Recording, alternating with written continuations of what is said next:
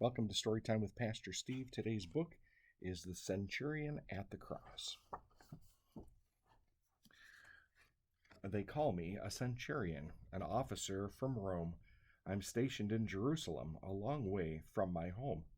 That's where I learned of God's great love. That was for me outpoured, that day when I did crucify his Son, Jesus, my Lord.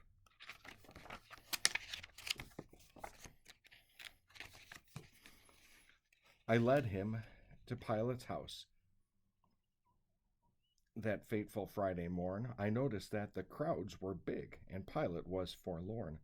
I asked of Pilate, "What's the charge? Why is this one paying dues?" He told me I could read the sign. It said, "King of the Jews." "A rebel, eh?" I answered back. He sadly shook his head. "That's what the priests and leaders say. They sure do want him dead."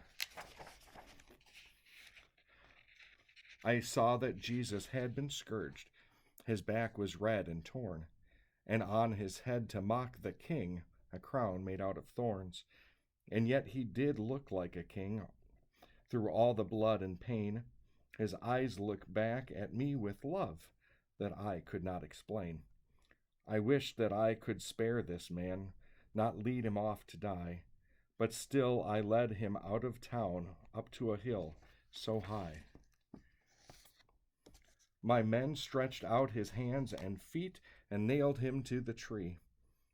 He screamed, and then I heard the priests and leaders shout with glee.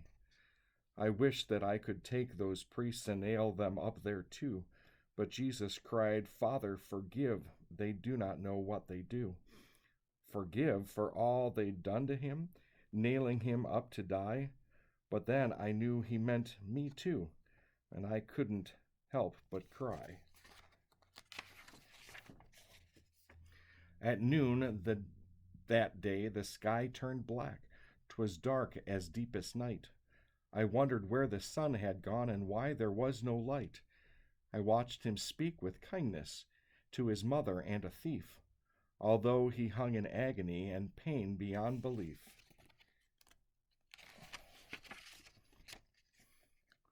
He suffered all that afternoon in darkness all alone.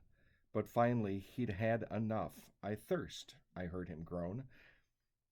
A look of triumph filled his face. "It's finished," Jesus cried.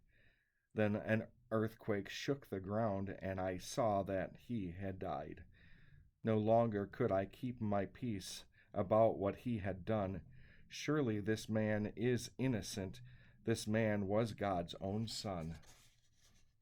There's Jesus on the cross. And the lady's crying, and the centurion kneeling there at his feet.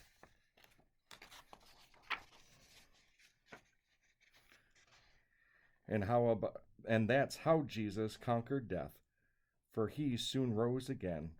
He died to save us from our sins and take us home to heaven.